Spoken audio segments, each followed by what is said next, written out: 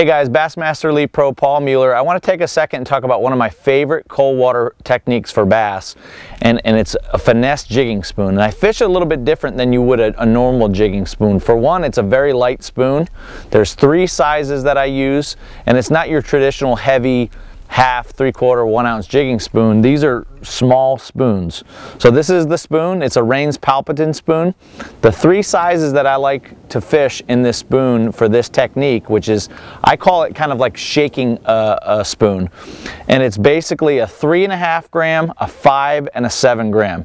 And the size depends on the depth of the water. So the deeper that I'm fishing, the heavier the spoon.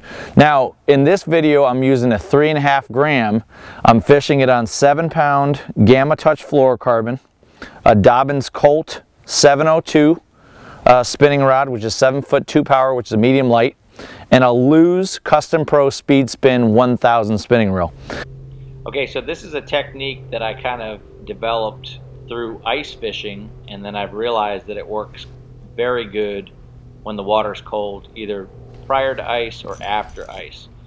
The deal is to shake that bait in place. You want to keep it close to the bottom. When the water's cold, the fish are on the bottom. Some of the fish are so tight to the bottom that it's kind of hard to mark them. What I've learned is with the Garmin Panoptix Live View Down, you can see fish tighter to the bottom better with that than anything else. So you're basically shaking this bait in place, keeping it close to the bottom. Sometimes you're even going to put it on the bottom and stir up the bottom to get those fish to bite. But this fish, what I did was I kept it about 1 foot off the bottom, and I was shaking it in place until the fish just kind of, and what they do is they just load up on the spoon. You know, this technique works really well on lakes that the fish are keying in on bait fish. So the lake that I'm fishing, the predominant forage is alewives, and so this is a perfect scenario and a great cold water technique. And this bait catches big smallmouth.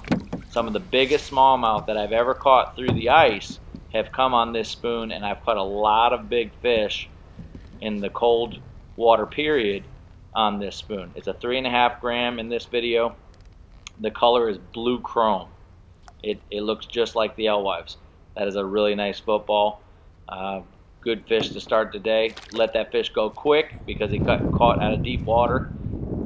Okay, so the wind has picked up, and I have a fish that I'm marking, and I'm working that fish, and you'll see that I'm just keeping that bait in one spot, and sometimes I'll just make one little harder, kind of sharper jerk of the rod to get that spoon to kick just a little bit more, change the action, because that spoon stays in one spot when you're shaking it like that, but they can't really get that good of a look at it, and sometimes when you give it that little extra twitch, that's what gets that fish to trigger.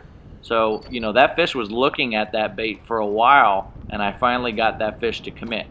What I'm doing, and it's so essential when you're fishing in the wind with a little boat like this, is I have spot lock on my trolling motor, and what I'm doing is I'm marking this fish on the live view down before I'm sending a bait down, and I'm strategically kind of keeping that boat over that area where those fish are, hitting the spot lock, and then I'm letting the Garmin do the rest. And it's really awesome because it's a hands-free way to fish, and I can see everything on that live view down, and man, it's kind of like ice fishing on the boat.